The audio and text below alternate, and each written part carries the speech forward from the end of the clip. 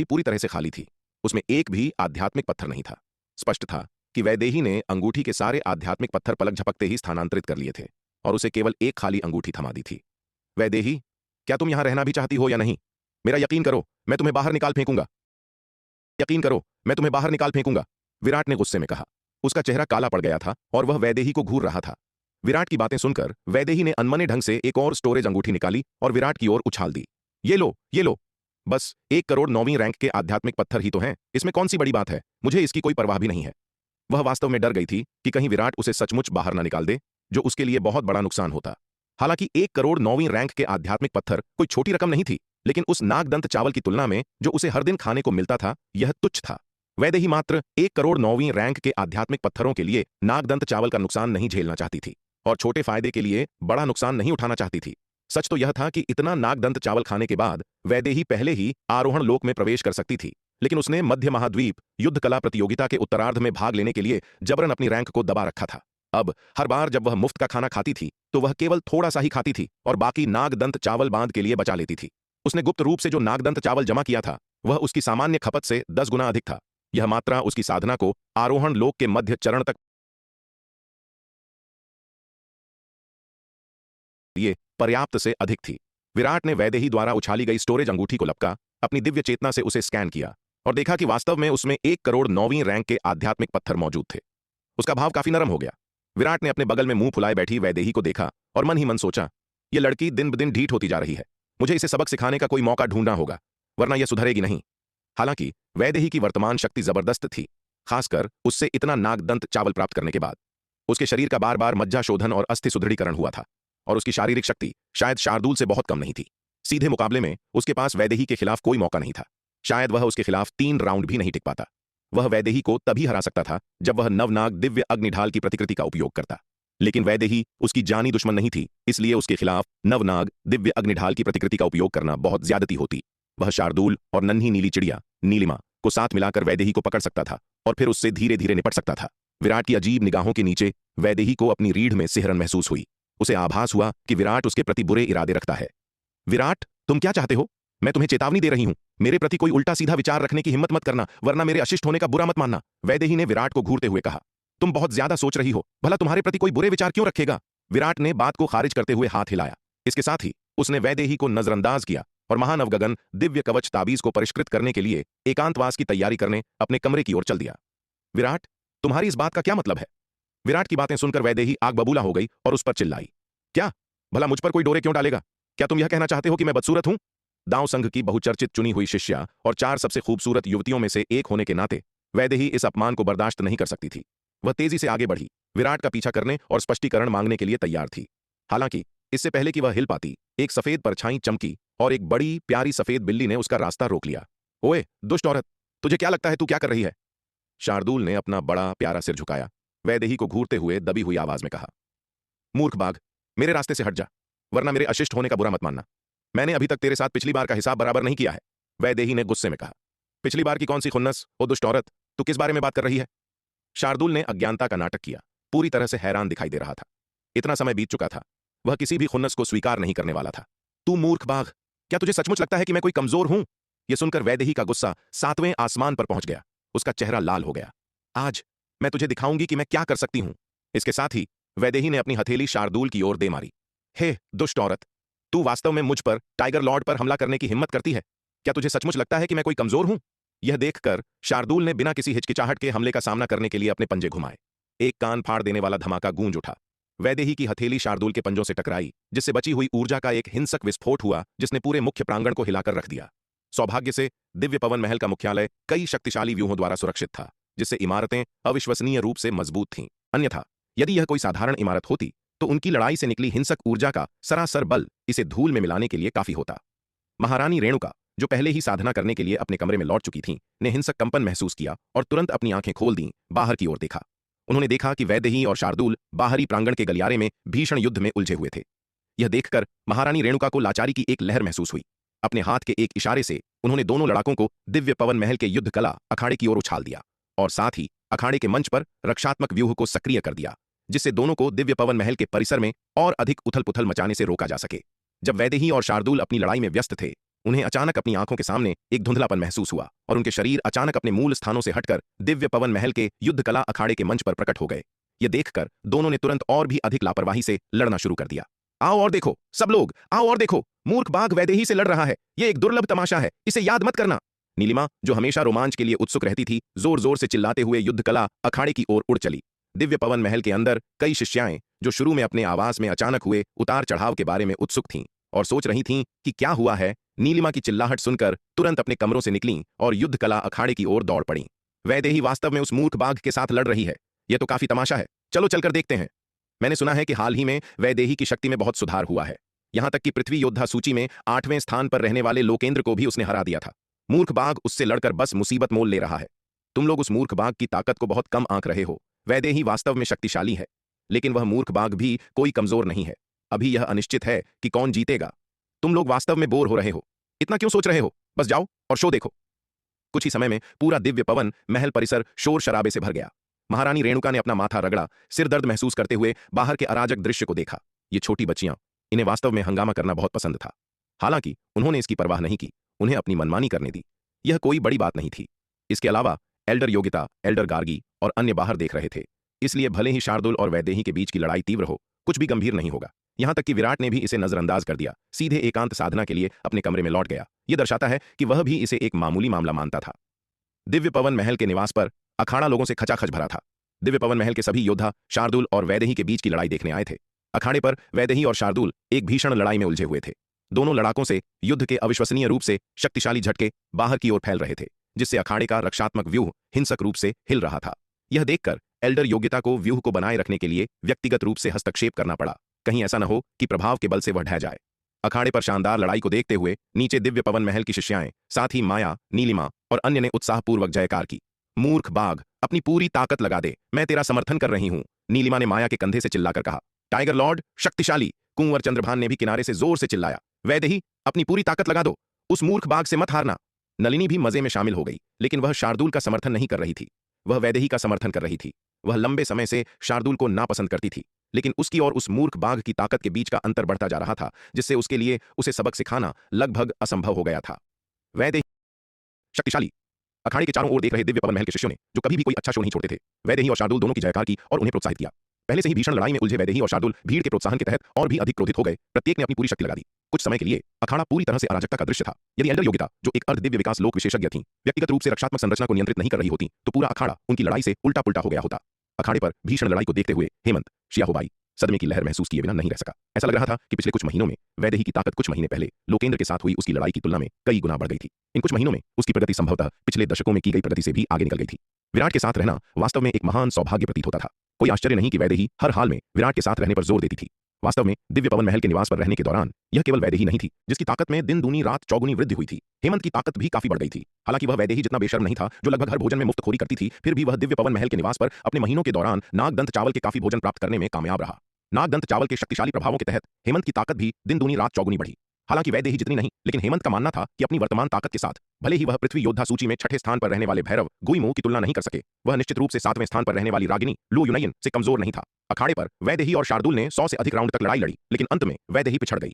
शार्दुल के पंजे से उसे पीछे की ओर रक्षात्मक प्रकाश कवच में पटक दिया गया और उसे संभलने में काफी समय लगा। मूर्ख बाघ, आज मैं तुझसे आर पार की लड़ाई लड़ूंगी। वैदेही क्रोधित और शर्मिंदा थी। उसने अपना हाथ फैलाया, एक 9वीं रैंक का उच्च गुणवत्ता वाला लंबी तलवार जादुई हथियार निकाला और शार्दुल पर झपट पड़ी, बेतहाशा वार करते हुए। वैदेही बहुत स्वाभिमानी थी और वह इतने सारे लोगों के सामने शार्दुल से हारना बर्दाश्त नहीं कर सकती थी। लानत है, ओ चोर औरत, तू गंभीर हो रही है। यह देखकर शार्दुल सदमे और गुस्से में चिल्लाया। वैदेही ने एक 9वीं रैंक का श्रेष्ठ स्तरीय लंबी तलवार जादुई हथियार निकाल लिया था और उसकी ताकत तुरंत कई गुना बढ़ गई थी। हालांकि इसकी ताकत वैदेही से अधिक मजबूत थी, लेकिन यह कई गुना अधिक मजबूत नहीं थी। वैदेही द्वारा 9वीं रैंक का श्रेष्ठ स्तरीय लंबी तलवार जादुई हथियार निकालने के बाद शार्दुल तुरंत नुकसानदेह स्थिति में आ गया। वैदेही द्वारा दबाए जाने पर शार्दुल ने अचानक एक असुरी हथियार हथौड़ा थूक दिया और गुस्से में चिल्लाया, ओ चोर औरत, क्या तुझे सचमुच लगता है कि मैं तुझसे डरता हूं? असुरी हथियार हथौड़ा लिए हुए शार्दुल ने एक बार फिर वैदेही को भीषण युद्ध में उलझा दिया। हालांकि भले ही यह असुरी हथियार हथौड़ा भी एक 9वीं रैंक का श्रेष्ठ स्तरीय असुरी हथियार था, दुर्भाग्य से शार्दुल इसकी असली शक्ति को उजागर नहीं कर सकता था। आखिरकार असुरी हथियार राक्षसों द्वारा उपयोग किए जाने वाले हथियार थे और उनका ऊर्जा सक्रियण सिद्धांत जादुई हथियारों से पूरी तरह से अलग था।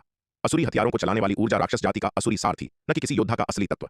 एक योद्धा का असली तत्व किसी असुरी हथियार को नहीं चला सकता या उसकी असली शक्ति को उजागर नहीं कर सकता। इसलिए शार्दुल इस 9वीं रैंक के श्रेष्ठ असुरी हथियार हथौड़े को चलाते हुए केवल इसे लोहे के एक कठोर ढेले के रूप में उपयोग कर सकता था। बेशक इस असुरी हथियार हथौड़े का होना बिल्कुल न होने से कहीं बेहतर था। कम से कम शार्दुल को अब वैदेही के साथ आमने सामने की भिड़ंत से डरने की जरूरत नहीं थी। इस हथौड़े को निकालने से पहले शार्दुल वैदेही के 9वीं रैंक के श्रेष्ठ लंबी तलवार जादुई हथियार से सीधे टकराने के लिए अपने भौतिक शरीर और पंजों का उपयोग करने की हिम्मत नहीं करता था। हालांकि उसका भौतिक शरीर अविश्वसनीय रूप से मजबूत था, लेकिन यह 9वीं रैंक के श्रेष्ठ जादुई हथियार का सामना करने के लिए पर्याप्त मजबूत नहीं था। लेकिन इस असुरी हथियार हथौड़े के साथ वह इसे पूरी तरह से चला सकता था और अपनी पूरी ताकत से मार सकता था। वैदेही चाहे कितनी भी मजबूत क्यों न हो, वह इस 9वीं रैंक के श्रेष्ठ असुरी हथियार हथौड़े को नष्ट करने के लिए पर्याप्त मजबूत नहीं थी। हालांकि चूंकि वैदेही उस 9वीं रैंक के उच्च स्तरीय लंबी तलवार जादुई हथियार की असली शक्ति को उजागर कर सकती थी, इसलिए उसकी युद्ध क्षमता में काफी वृद्धि हुई थी। बाद की लड़ाई में शार्दुल को वैदेही पर कोई भी बढ़त हासिल करना मुश्किल लगा। लड़ाई अंततः एक गतिरोध बन गई जिसमें कोई भी ऊपरी हाथ हासिल करने में सक्षम नहीं था। पूरे दिन लड़ने के बाद वैदेही का गुस्सा काफी हद तक कम हो गया। वह समझ गई कि वह इस मूर्ख बाघ को नहीं हरा सकती और अंत में उसके पास हार मानने के अलावा कोई विकल्प नहीं था। हालांकि हार मानने के बाद वैदेही एक कठोर धमकी देना नहीं भूली। मूर्ख बाघ, तू बस इंतजार कर, मैं तुझे अभी के लिए छोड़ रही हूँ, लेकिन जब मेरे पास समय होगा तो मैं तुझे सबक सिखाने वापस आऊंगी। हाँ, तुझे लगता है कि टाइगर लॉर्ड तुझसे डरता है? आजा, टाइगर लॉर्ड कभी भी तैयार है। शार्दुल ने अपने असुरी हथौड़े को एक तरफ फेंक दिया, पूरी तरह से तिरस्कारपूर्ण दिखते हुए। सच कहूं तो वह आज की लड़ाई से काफी संतुष्ट महसूस कर रहा था और अब भी वह थोड़ा असंतुष्ट था। यदि वैदेही ने लड़ाई बंद नहीं की होती तो वह जारी रखना चाहता था। उसे लगा कि उसने जिस विषधर ड्रैगन को निगला था उसकी शक्ति को पचाने में शांत साधना की तुलना में गहन युद्ध अधिक सहायक था। लेकिन दुर्भाग्य से अभ्यास करने के लिए योग्य विरोधी ढूंढना मुश्किल था। एल्डर योगिता और एल्डर गार्गी बहुत मजबूत थीं। उनके साथ अभ्यास करना अपनी पिटाई को आमंत्रित करना होता, और आरोहण लोक से नीचे के दिव्य पवन महल के शिष्य पर्याप्त मजबूत नहीं थे। वे उसके 2 पंजों का भी सामना नहीं कर सकते थे। उन कमजोरों को सताने में उसे कोई खास दिलचस्पी नहीं थी। केवल वे ही उसे वास्तव में चुनौती दे सकते थे, जो पगली चिड़िया, नीलिमा और चंपा थीं। लेकिन चंपा बॉस की महिला थी, वह उससे लड़ने की हिम्मत कैसे कर सकता था? केवल पगली चिड़िया ही कभी कभी उससे लड़ सकती थी। लेकिन आज वैदेही के साथ हुई लड़ाई ने शार्दुल को एहसास कराया कि वैदेही पगली चिड़िया की तुलना में अधिक उपयुक्त प्रतिद्वंद्वी थी। हालांकि पगली चिड़िया कमजोर नहीं थी, लेकिन वह नाटकबाज थी, झगड़ों में निर्णायक नहीं थी, और अगर वह हार जाती तो बॉस से शिकायत करती। लेकिन वैदेही अलग थी, वह बहुत निर्णायक और सफाई से लड़ती थी, जो बहुत संतोषजनक था। वैदेही के इस फायदे को खोजने के बाद शार्दुल लगभग हर दिन उसे उकसाने लगा। वैदेही का स्वभाव उग्र था और वह शार्दुल के उकसावे को बर्दाश्त नहीं कर सकती थी। लगभग हर बार जब शार्दुल उसे उकसाता तो दोनों तुरंत लड़ना शुरू कर देते। शार्दुल की यह चाल लगभग हमेशा सफल होती थी। वैदेही और शार्दुल शुरू से ही लड़ाकू थे, और अब जब वे एक साथ थे तो दिव्य पवन महल का निवास मूल रूप से कभी शांत नहीं रहता था। इसने एल्डर योगिता, एल्डर गार्गी और अन्य लोगों को अखाड़े के रक्षात्मक व्यूह की रक्षा के लिए बारी बारी से मजबूर किया, ताकि उनकी लड़ाई पूरे अखाड़े या यहां तक कि पूरे युद्ध कला क्षेत्र को नष्ट न कर दे। पहले 1 या 2 दिन नन्ही नीली चिड़िया, नीलिमा, माया और अन्य उत्साहपूर्वक लड़ाई देखने गए, लेकिन कुछ दिनों के बाद उन्होंने दोनों को अंतहीन रूप से लड़ते हुए लगभग रोजाना पाया, और जल्दी ही उनकी रुचि खत्म हो गई। बेशक कुछ लोग शुरू से अंत तक लड़ाई में रुचि रखते थे, जैसे कि हेमंत, युवराज, युवान, कुंवर चंद्रभान, नलिनी और गुरु भूपति, जो विशेष रूप से शार्दुल और वैदेही के बीच की लड़ाई में रुचि रखते थे। जब भी दोनों लड़ना शुरू करते वे हमेशा मौजूद रहते। ऐसा इसलिए था क्योंकि वैदेही और शार्दुल दोनों ही अत्यंत शक्तिशाली विशेषज्ञ थे और उनकी लड़ाई उनके लिए बहुत शिक्षाप्रद थी। शार्दुल और वैदेही के बीच प्रत्येक लड़ाई के बाद भी हेमंत, युवराज, युवान, कुंवर चंद्रभान, नलिनी और गुरु भूपति अपने विचारों को सत्यापित करने के लिए मंच पर अभ्यास करते थे। विराट ने मूल रूप से इस सबको नजरअंदाज कर दिया।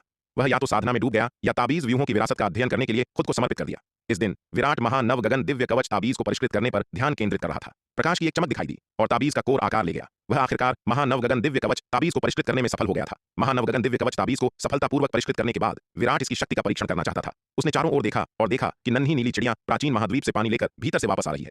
पगली चिड़िया, इधर आओ। विराट ने नन्ही नीली चिड़िया को हाथ हिलाया। विराट, तुम क्या कर रहे हो?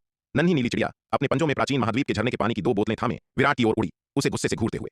विराट, मैंने तुम्हें कितनी बार कहा है, मैं पगली चिड़िया नहीं हूं। अगर तुमने फिर कभी मेरा अपमान करने की हिम्मत की तो मैं तुमसे आर पार की लड़ाई लड़ूंगी। ठीक है, मैं तुम्हें पगली चिड़िया नहीं कहूंगा। विराट ने हाथ हिलाया। वह पगली चिड़िया के साथ बहस नहीं करना चाहता था। उसने नन्ही नीली चिड़िया को देखा और कहा, नीलिमा, आओ और इस महानव गगन दिव्य कवच ताबीज की शक्ति का परीक्षण करो। मैं इसका परीक्षण कैसे करूं? नन्ही नीली चिड़िया राहत महसूस करते हुए कि विराट ने उसे फिर से पगली चिड़िया नहीं कहा था, उसे देखते हुए पूछा।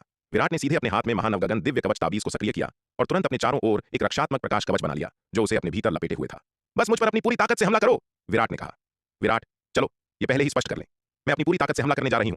अगर मैंने तुम्हें चोट पहुंचाई तो बाद में तुम्हें मेरे खिलाफ इसे रखने की अनुमति नहीं है। तुम ही ने मुझे ऐसा करने के लिए कहा है। नन्ही नीली चिड़िया ने विराट की ओर देखते हुए कहा। ठीक है, बकवास बंद करो, बस करो, विराट ने चिढ़कर कहा। अगर तुमने सचमुच मुझे चोट पहुंचाई तो मैं तुम्हें दोषी नहीं ठहराऊंगा, ठीक है? पक्का? यह सुनकर नन्ही नीली चिड़िया ने तुरंत प्राचीन महाद्वीप के झरने के पानी की 2 बोतलें, जो उसने अपने पंजों में पकड़ रखी थीं, एक तरफ फेंक दी और विराट पर हमला करने के लिए अपनी पूरी शक्ति उजागर करने वाली थी। यह देखकर विराट का चेहरा काला पड़ गया और वह जल्दी से चिल्लाया, रुको, 1 मिनट रुको। विराट, अब तुम्हें क्या हो गया?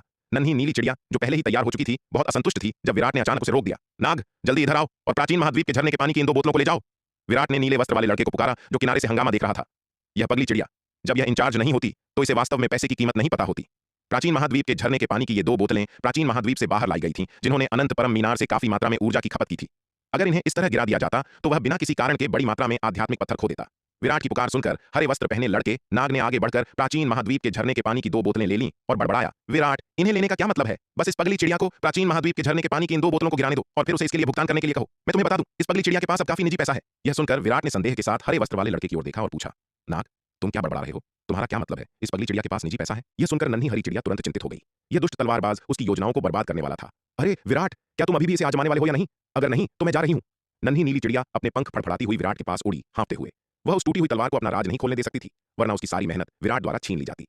हम तो इसे अभी करो। नन्ही नीली चिड़िया की बात सुनकर विराट ने यह पूछना जारी नहीं रखा कि नीले वस्त्र वाले लड़के का क्या मतलब था, और नन्ही नीली चिड़िया की ओर मुड़ गया।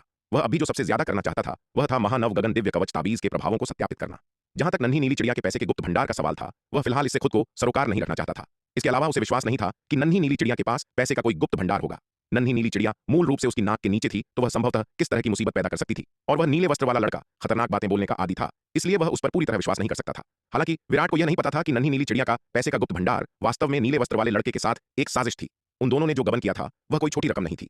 नीले वस्त्र वाले लड़के ने प्राचीन महाद्वीप के झरने के पानी का गबन किया था, जबकि नन्ही नीली चिड़िया ने तीसरे संस्करण के नागदंत चावल की बड़ी मात्रा का गबन किया था। विराट ने सोचा कि वे दोनों उसकी नाक के नीचे कोई मुसीबत पैदा नहीं कर सकते, लेकिन उसे उन छोटी चालों के बारे में बहुत कम पता था जो वे चल रहे थे। नीले वस्त्र वाला लड़का इसे इसलिए उजागर करना चाहता था क्योंकि नन्ही नीली चिड़िया अकेले जाने की योजना बना रही थी। नन्ही नीली चिड़िया अब उसके लिए हर दिन प्राचीन महाद्वीप से बड़ी मात्रा में झरने का पानी नहीं ला रही थी, और न ही वह नागदंत चावल के तीसरे संस्करण की मांग कर रही थी। नीले वस्त्र वाले लड़के ने तुरंत अनुमान लगाया कि नन्ही नीली चिड़िया ने शायद प्राचीन महाद्वीप पर गुप्त रूप से एक जमीन के टुकड़े पर खेती करने और वहां नागदंत चावल उगाने के लिए उसके द्वारा दिए गए नागदंत चावल का उपयोग किया था। चूंकि प्राचीन महाद्वीप पर झरने का पानी प्रचुर मात्रा में था, इसलिए वहां नागदंत चावल उगाने के लिए पानी बाहर लाने के लिए स्थानांतरण व्यूह का उपयोग करने की आवश्यकता नहीं होगी, जिससे बहुत सारी ऊर्जा की बचत होगी और एक बहुत ही विवेकपूर्ण ऑपरेशन की अनुमति मिलेगी, जिससे विराट द्वारा खोजे जाने का जोखिम बहुत कम हो जाएगा। नन्ही नीली चिड़िया को ऐसा करते देख नीले वस्त्र वाला लड़का बहुत क्रोधित था। वे मूल रूप से सहयोग करने के लिए सहमत हुए थे, लेकिन अब यह पगली चिड़िया उसे छोड़ने और अकेले जाने की योजना बना रही थी। उसके साथ सहयोग करने वाली पगली चिड़िया के बिना प्राचीन महाद्वीप से वह जितना झरने का पानी गबन कर सकता था वह काफी कम हो जाएगा। आखिरकार विराट ने मांग की थी कि वह समय पर तीसरे संस्करण के नागदंत चावल की एक निश्चित मात्रा वितरित करे। यदि उसने झरने के पानी का बहुत अधिक गबन किया तो तीसरे संस्करण के नागदंत चावल की मात्रा जो वह वितरित कर सकता था वह बहुत कम होगी। नाराज होकर नीले वस्त्र वाला लड़का इस अवसर को उस छोटी पगली चिड़िया को डराने के लिए उपयोग करना चाहता था, ताकि वह व्यवहार करे और अकेले काम करने के बारे में न सोचे जिससे उसे कोई लाभ न हो। बेशक नीले वस्त्र वाला लड़का पूरे मामले को उजागर करने का इरादा नहीं रखता था। आखिरकार अगर यह खुलासा हो जाता तो छोटी पगली चिड़िया को नुकसान होगा और उसका खुद का हाल भी बहुत अच्छा नहीं होगा। नीले वस्त्र वाला लड़का कुछ ऐसा नहीं करेगा जो खुद को हराने वाला हो। उसका मुख्य उद्देश्य बस छोटी पगली चिड़िया को डराना था। नीले वस्त्र वाले लड़के के प्राचीन महाद्वीप से झरने के पानी की 2 बोतलों के साथ चले जाने के बाद नन्ही नीली चिड़िया ने तुरंत एक तीखी चीख निकाली और अपनी पूरी ताकत के साथ विराट को घेरने वाले प्रकाश कवच पर पंजा मारा। इस अविश्वसनीय रूप से शक्तिशाली पंजे के प्रहार के साथ विराट एक तोप के गोले की तरह पीछे की ओर उड़ गया। विराट पीछे की ओर उड़ा और अंततः रुकने से पहले लाखों मील दूर उड़ गया। हालांकि इतनी बड़ी दूरी के बावजूद उसके शरीर को ढकने वाला रक्षात्मक कवच पूरी तरह से नहीं टूटा था। इसमें केवल कई दरारें विकसित हुई थीं। यह देखकर विराट को बहुत संतोष हुआ। महानव गगन दिव्य कवच ताबीज की रक्षात्मक शक्ति वास्तव में दुर्जय थी। नन्ही नीली चिड़िया के पंजे के हमले की शक्ति आरोहण लोक के कुछ शक्तिशाली विशेषज्ञों के बाद के चरण के बराबर थी। दूसरे शब्दों में महानव गगन दिव्य कवच ताबीज आरोहण लोक के एक शक्तिशाली विशेषज्ञ के पूर्ण बल के हमले का पूरी तरह से सामना कर सकता था। हालांकि इस हमले को रोकने के बाद कवच की क्षति की सीमा को देखते हुए यह स्पष्ट रूप से दूसरे प्रहार का सामना करने के लिए अपर्याप्त था। विराट का शरीर कांप गया और उसके शरीर को ढकने वाला टूटा हुआ रक्षात्मक कवच धड़ाम के साथ टूटे हुए कांच की तरह बिखर गया और प्रकाश के कणों में बदल गया जो आकाश में विलीन हो गए। वाह विराट, तुम्हारे ताबीज की रक्षात्मक शक्ति काफी मजबूत है। यह देखकर नन्ही नीली चिड़िया तुरंत एक पंख के साथ विराट की ओर उड़ी, आश्चर्य से चिल्लाई। ताबीज द्वारा बनाया गया रक्षात्मक कवच वास्तव में उसके पूर्ण बल के हमले का सामना कर सकता था। इसकी रक्षात्मक शक्ति वास्तव में प्रभावशाली थी। नीलिमा, तुम्हारी ताकत भी काफी अच्छी है, विराट ने संतोष के साथ कहा। हालांकि जैसे ही उसने यह कहा उसने अचानक कुछ संदेह के साथ नन्ही नीली चिड़िया की ओर देखा। हाल ही में इस पगली चिड़िया की ताकत में इतना सुधार कैसे हुआ था? अपनी वर्तमान ताकत के साथ वह शार्दूल से भी ज्यादा मजबूत थी। अभी अभी उस छोटी चिड़िया के पंजे के हमले की शक्ति को देखते हुए यह लगभग पृथ्वी योद्धा सूची में तीसरे स्थान पर रहने वाले ठाकुर कर्ण वांग क्यूई की ताकत के बराबर थी। विराट की निगाहों के नीचे थोड़ा दोषी महसूस करते हुए नन्ही नीली चिड़िया ने अपने पंख फड़फड़ाए, लापरवाही का नाटक करते हुए कहा, यह मेरे लिए कुछ भी नहीं है। विराट ने इस बात में बहुत गहराई से नहीं गया कि नन्ही नीली चिड़िया की ताकत इतनी जल्दी क्यों बढ़ गई थी। उसकी शक्ति को देखकर वह वास्तव में उस पगली चिड़िया के लिए काफी खुश था। हालांकि वह अक्सर उसके साथ बहस करता था, लेकिन वह लंबे समय से उसे परिवार मानता था। युमेश शाही शहर के तूफानी मंडल से परे पश्चिमी आकाश में प्रकाश की एक लकीर अकल्पनीय गति से शहर की ओर उड़ी। शहर तक पहुंचने पर प्रकाश अचानक रुक गया और एक ठंडे चेहरे वाले युवक में बदल गया। इस युवक के पास एक अविश्वसनीय रूप से शक्तिशाली आभा थी। उसने नीचे देखा, फिर तूफानी मंडल से गुजरा और युमेश शाही शहर के ऊपर आ गया। सूर्यवीर, बाहर आओ और अपनी मौत का सामना करो, युवक ने युमेश शाही शहर के ऊपर मंडराते हुए ठंडे स्वर में चिल्लाया। एक सिहरन पैदा करने वाली आवाज पूरे युमेश शाही शहर में गूंज उठी, जो सभी के कानों तक पहुंच गई। कौन? ये कौन है? सूर्यवीर को सीधे चुनौती देने की हिम्मत किसकी हुई? यह व्यक्ति कौन है? इतनी शक्तिशाली आभा, क्या यह व्यक्ति दिव्य पवन लोक का विशेषज्ञ हो सकता है? युवक के शब्दों ने पूरे युमेश शाही शहर में हंगामा मचा दिया। मध्य महाद्वीप युद्ध कला प्रतियोगिता के दौरान सभी ने सूर्यवीर की ताकत देखी थी, और अब किसी ने सार्वजनिक रूप से सूर्यवीर को उकसाने और यहां तक कि उसे मौत की चुनौती देने की हिम्मत की। कितना अहंकार! दांव संघ के मुख्यालय में एल्डर फनीश्वर ने आकाश में आकृति को देखा। उनका दिल आश्चर्य और खुशी दोनों से भर गया। उन्होंने सोचा था कि ठाकुर परिवार सूर्यवीर को घेरने के लिए बड़ी संख्या में अर्ध दिव्य विकास लोक योद्धाओं को भेजेगा, लेकिन उन्होंने कभी उम्मीद नहीं की थी कि ठाकुर वीरेंद्र प्रताप खुद आएंगे। सबसे महत्वपूर्ण बात यह थी कि ठाकुर वीरेंद्र प्रताप वास्तव में दिव्य विकास लोक में प्रवेश कर चुके थे। ठाकुर वीरेंद्र प्रताप यकीनन सूर्यवीर को मारने के लिए सबसे अच्छे उम्मीदवार थे। ठाकुर वीरेंद्र प्रताप ने सूर्यवीर पर हमला किया और यहां तक कि उपाध्यक्ष दिवाकर भी कुछ नहीं कह सकते थे। ये काफी तमाशा होने वाला है। दिव्य पवन महल के परिसर में विराट और अन्य मुख्य प्रांगण में भोजन कर रहे थे जब उन्होंने अचानक युमेश शाही शहर के ऊपर एक आवाज गूंजती हुई सुनी। विराट के हाव भाव तुरंत बदल गए। उसने ध्वनि के स्रोत की ओर ऊपर देखा और देखा कि एक युवक मध्य हवा में खड़ा है जिससे अतुलनीय रूप से शक्तिशाली आभा निकल रही थी। इस युवक की आभा अर्ध दिव्य विकास लोक विशेषज्ञ की तुलना में कहीं अधिक मजबूत थी। स्पष्ट रूप से वह एक दिव्य विकास लोक विशेषज्ञ था। मौसी रेणुका, यह व्यक्ति कौन है? विराट ने गंभीर भाव के साथ दिव्य पवन महल की स्वामिनी से पूछा। ठाकुर वीरेंद्र प्रताप, ठाकुर परिवार के पूर्व युवा मालिक और तुम्हारे पिता के पुराने प्रतिद्वंद्वी भी। महारानी रेणुका ने आकाश में आकृति को देखा और गंभीर भाव से कहा, मुझे उम्मीद नहीं थी कि वह भी दिव्य विकास लोक में प्रवेश कर चुका है। सूर्यवीर, यदि तुम बाहर नहीं आए तो मेरे निर्दयी होने और पहले दिव्य पवन महल में सभी का सफाया करने के लिए मुझे दोष मत देना। आकाश में ठाकुर वीरेंद्र प्रताप ने देखा कि सूर्यवीर प्रकट नहीं हुआ है। उसकी आंखों में एक ठंडी चमक आ गई और उसने बर्फीली आवाज में कहा। जैसे ही शब्द गिरे, एक अविश्वसनीय रूप से भयानक हत्यारी मंशा अचानक आकाश से उतरी, दिव्य पवन महल के खेमे पर दबाव डालते हुए। एक कान फाड़ देने वाला धमाका गूंज उठा। इस हत्यारी मंशा के आने के साथ दिव्य पवन महल के खेमे में सभी को घुटन भरी बेचैनी महसूस हुई। इस भयानक हत्यारी मंशा को महसूस करते हुए हर कोई खौफ से भर गया। ठाकुर वीरेंद्र प्रताप की ताकत एल्डर फणीश्वर से कहीं अधिक लग रही थी। ठाकुर वीरेंद्र प्रताप, इतना ढीठ मत बनो। यह देखकर महारानी रेणुका आकाश में चमक उठी। एक ठंडे भाव के साथ ठाकुर वीरेंद्र प्रताप को घूर रही थी। रेणुका, जल्दी से सूर्यवीर को बाहर लाओ, वरना मैं पहले तुम्हें मार डालूंगा। ठाकुर वीरेंद्र प्रताप ने ठंडे स्वर में महारानी रेणुका को देखा। इसके साथ ही ठाकुर वीरेंद्र प्रताप ने अपना हाथ हिलाया और एक अविश्वसनीय रूप से भयानक तलवार की आभा निकली जो महारानी रेणुका की ओर बढ़ी। यह देखकर महारानी रेणुका चौंक गई और जल्दी से एक हथेली का प्रहार किया। आने वाली तलवार की आभा की ओर विस्फोट किया। एक कान फाड़ देने वाली दहाड़ फूट पड़ी। तलवार की ऊर्जा के प्रभाव में महारानी रेणुका का शरीर एक तोप के गोले की तरह पीछे की ओर उड़ गया। मध्य हवा में महारानी रेणुका ने खून की एक उल्टी की। बस एक चाल के साथ वह ठाकुर वीरेंद्र प्रताप द्वारा गंभीर रूप से घायल हो गई थी। महारानी रेणुका ने अपने मुंह के कोने से खून पोंछा। उनका दिल अकल्पनीय सदमे से भर गया। क्या दिव्य विकास लोक के विशेषज्ञ वास्तव में इतने मजबूत थे? लेकिन जब उन्होंने उस दिन एल्डर फणीश्वर का हमला देखा तो वह स्पष्ट रूप से बहुत कम शक्तिशाली था। आकाश में जो हो रहा था उसे देखकर सब सन्न रह गए। यहां तक कि एल्डर फणीश्वर भी उतने ही हैरान थे। दोनों ही दिव्य विकास लोक विशेषज्ञ थे, लेकिन ठाकुर वीरेंद्र प्रताप की ताकत उनसे कहीं ज्यादा थी। युमेश शाही शहर में ठाकुर परिवार के निवास में ठाकुर विक्रम सिंह आकाश में दृश्य को देखते हुए उत्साह से कांप रहे थे। सूर्यवीर, रेणुका, तुम्हें आखिरकार अपनी टक्कर का मिल ही गया।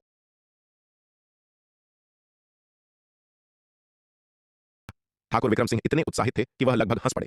मध्य महाद्वीप युद्ध कला प्रतियोगिता में उत्साह से कांप रहे थे। सूर्यवीर, रेणुका, तुम्हें आखिरकार अपनी टक्कर का मिल ही गया। ठाकुर विक्रम सिंह इतने उत्साहित थे कि वह लगभग हंस पड़े।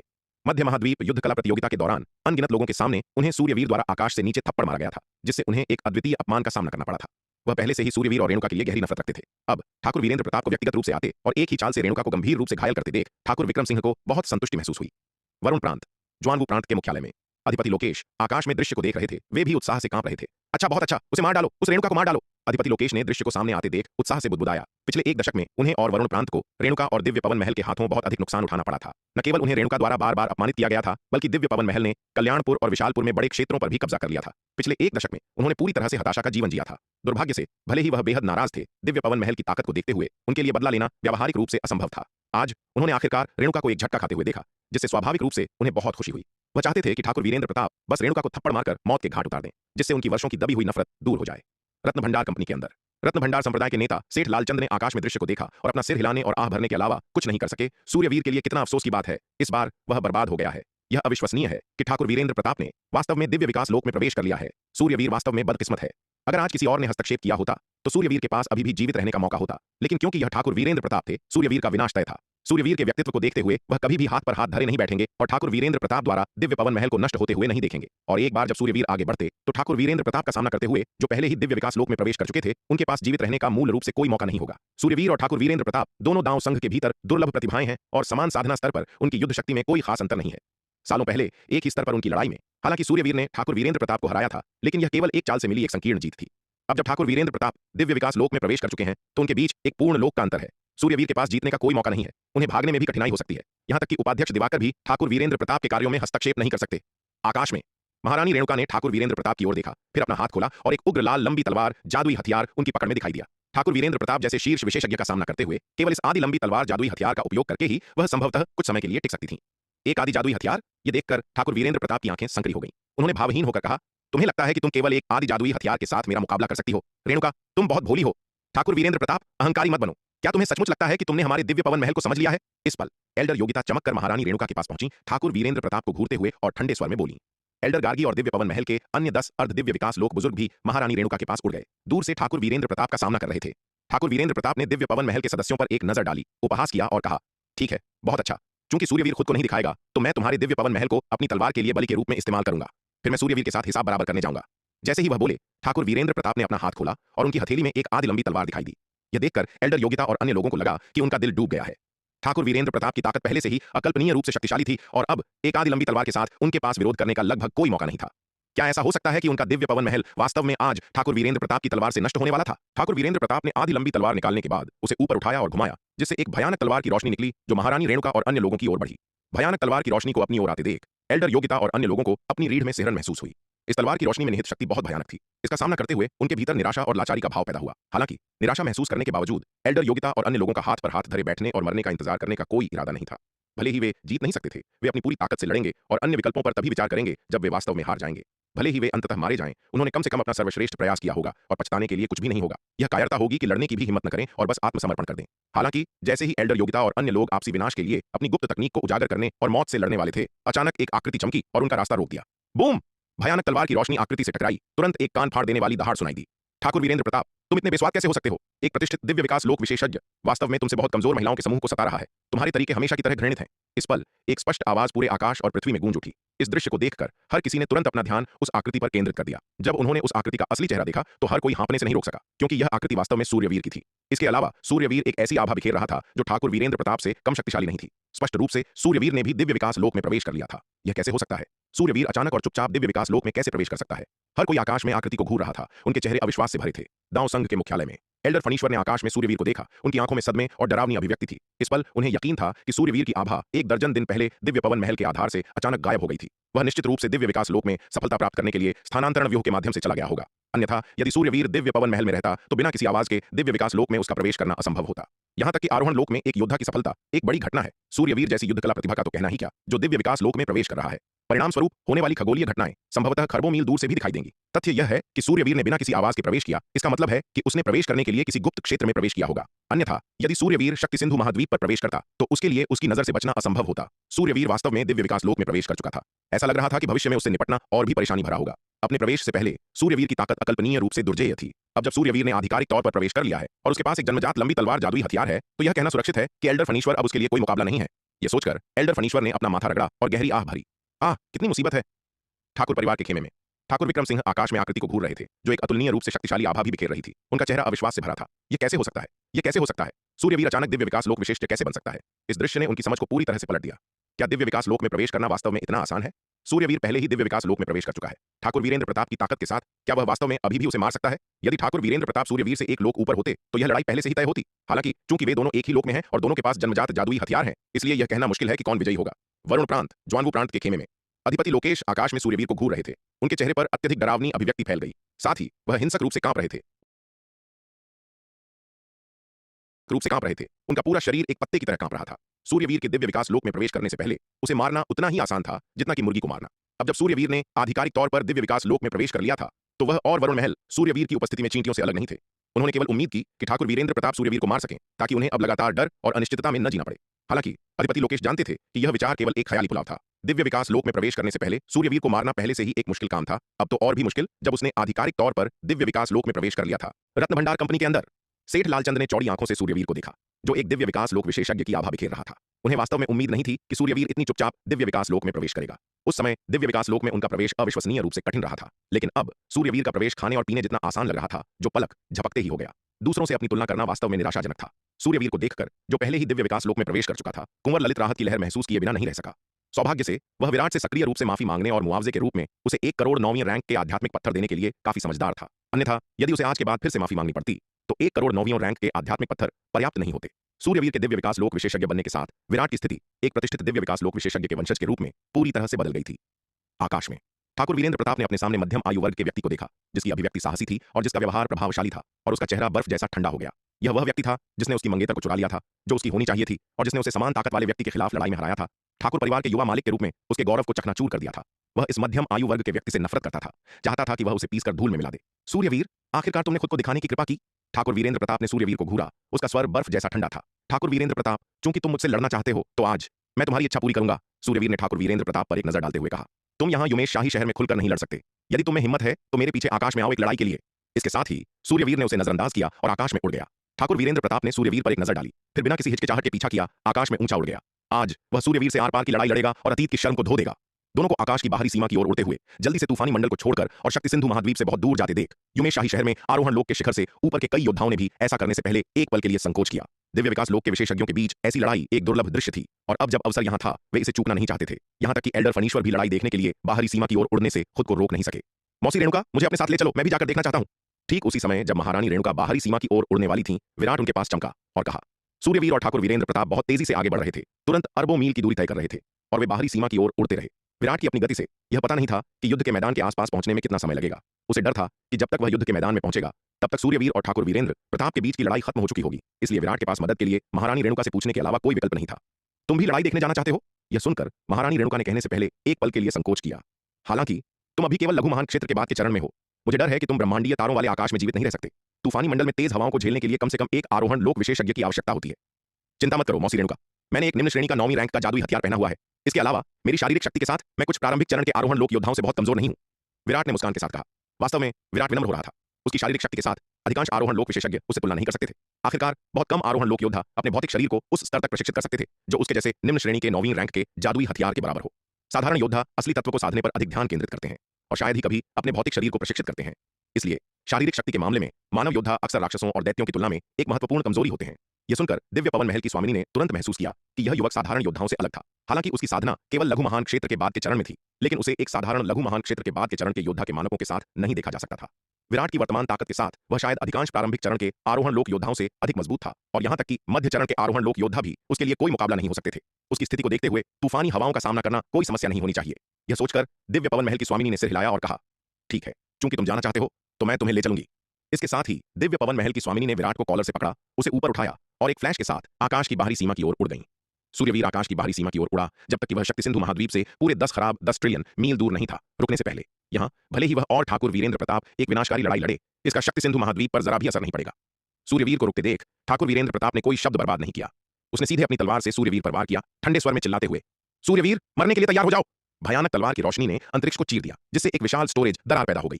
यह देखकर सूर्यवीर जोर से हंसा और चिल्लाया, बहुत बढ़िया। बिना चकमा दिए उसने भी ठाकुर वीरेंद्र प्रताप के हमले का सामना करने के लिए अपनी तलवार से वार किया। बूम! दो भयानक तलवार की रोशनी टकराई, जिससे प्रकाश का एक चमकदार विस्फोट हुआ। उनके चारों ओर अंतरिक्ष का एक बड़ा क्षेत्र ढह गया। हिंसक बची हुई ऊर्जा सुनामी की तरह सभी दिशाओं में फैल गई। इस भयानक बची हुई ऊर्जा की चपेट में अनगिनत स्थान इसके मद्देनजर ढह गए। उनकी लड़ाई की शक्ति इतनी भयानक थी कि अगर यह युमेश शाही शहर में होती तो इस एक हमले ने संभवतः पूरे शहर को खंडहर में बदल दिया होता। खाली अंतरिक्ष विस्तार में दोनों ने बिना किसी संयम की लड़ाई लड़ी, एक भीषण और बेलगाम लड़ाई में अपनी पूरी शक्ति को उजागर किया। भयानक तलवार की रोशनी ब्रह्मांड में लगातार चमक रही थी। प्रत्येक तलवार की रोशनी लगभग अरबों मील लंबी थी और प्रत्येक प्रहार के साथ उन्होंने ब्रह्मांड में अरबों मील लंबी स्टोरेज दरार को चीर दिया। प्रत्येक टक्कर के कारण उनके चारों ओर अंतरिक्ष का एक विशाल क्षेत्र ढह गया।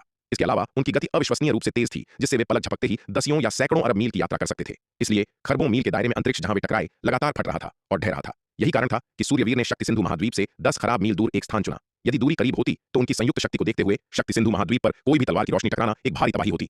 Elder Phanishwar, Seth Lalchand, elder Shashank Sharma, elder Prahlad, Jiang Peng, Thakur Vikram Singh, Mahant Gajendra की यूं, साध्वी स्वरा, लान शियाओ याओ और महारानी रेणुका ने दूर से इस भयानक दृश्य को देखा। उनका दिल अकल्पनीय सदमे से भरा था।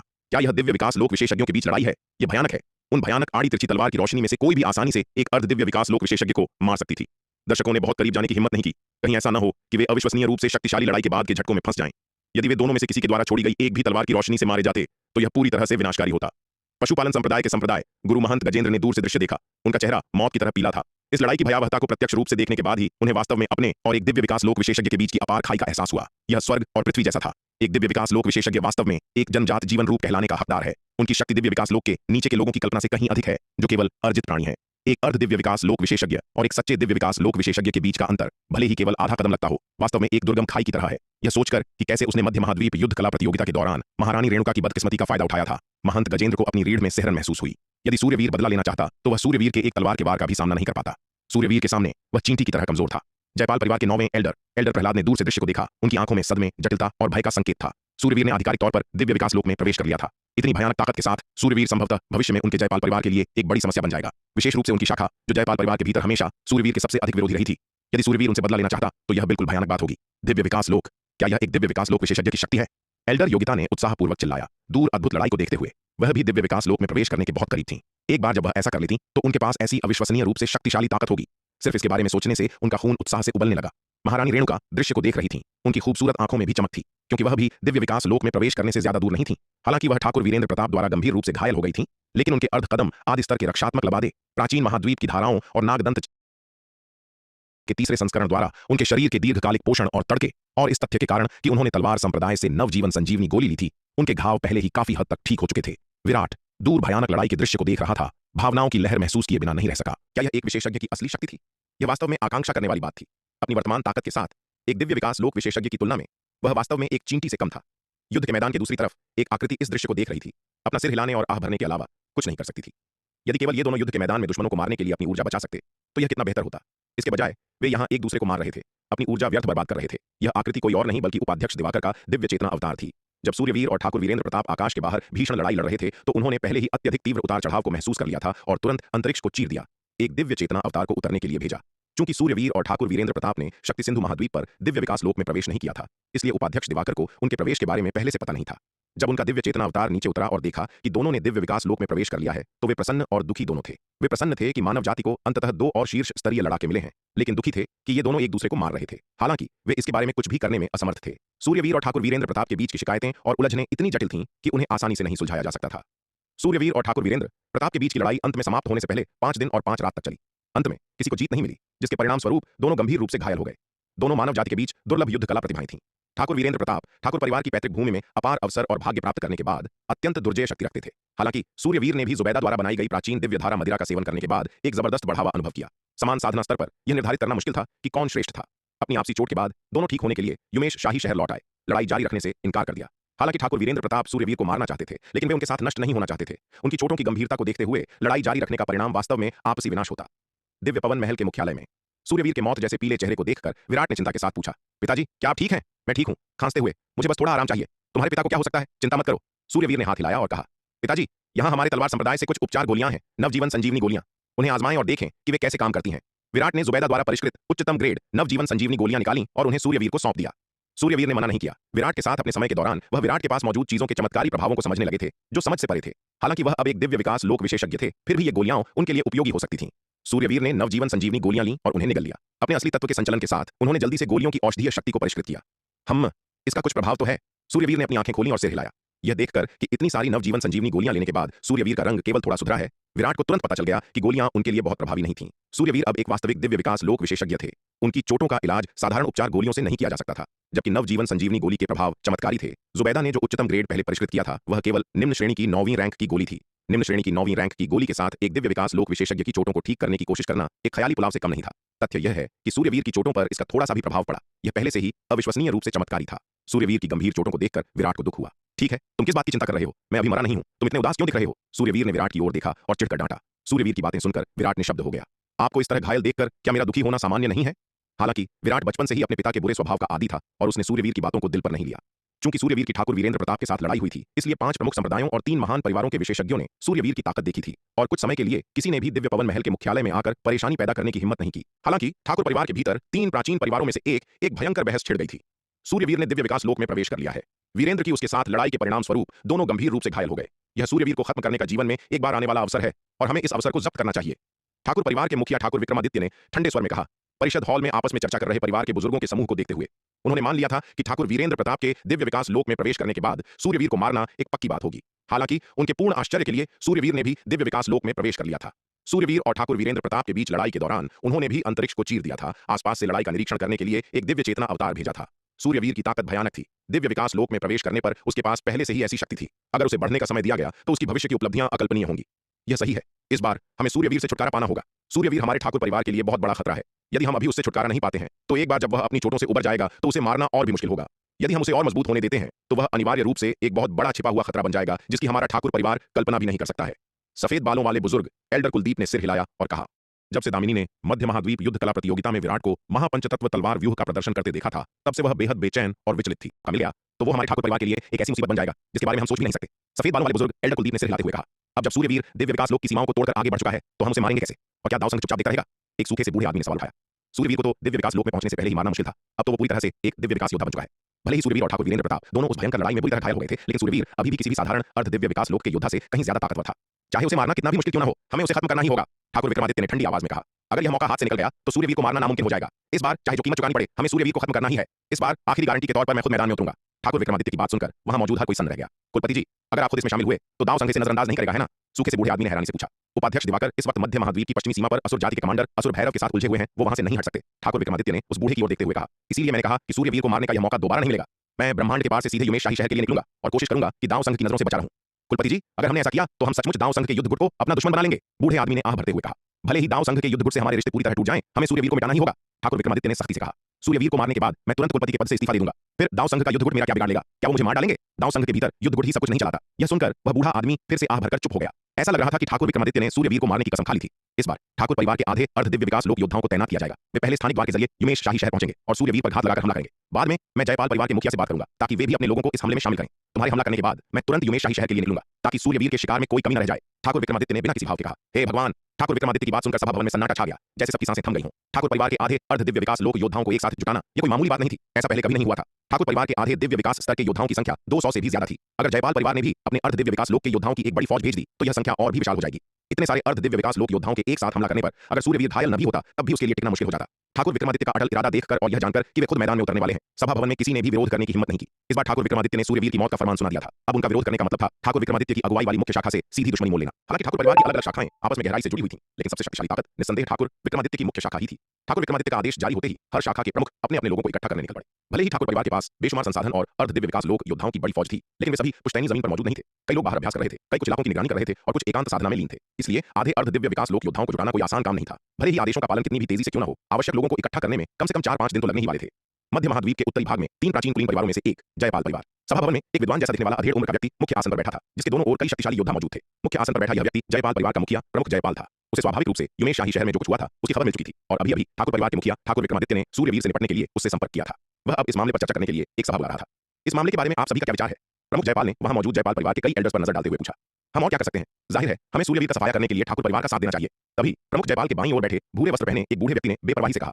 यह भूरे वस्त्र वाला बुजुर्ग जयपाल परिवार का महा एल्डर महेंद्र था, जिसका परिवार के भीतर दबदबा बहुत ज्यादा था। यहाँ तक कि कुछ मामलों में वह परिवार के मुखिया प्रमुख जयपाल पर भी भारी पड़ता था। महा एल्डर बिल्कुल सही कह रहे हैं। उस छोटे जानवर सूर्यवीर के साथ नरमी बरतने का क्या मतलब है? बस उसे मार डालो। उस कुत्ते सूर्यवीर ने हमारे जयपाल परिवार और ठाकुर परिवार के बीच के विवाह गठबंधन को बर्बाद कर दिया, हमारे परिवार पर कलंक लगा दिया। उसे जिंदा छोड़ना हमारे परिवार के अपमान को नहीं धो पाएगा। मैं महा एल्डर के प्रस्ताव से सहमत हूं। हाँ, हमें सूर्यवीर को मारना ही होगा। वह कुत्ता जब तक जिंदा है हमारे जयपाल परिवार पर एक धब्बा है, हम उसे किसी भी कीमत पर जिंदा नहीं रहने दे सकते।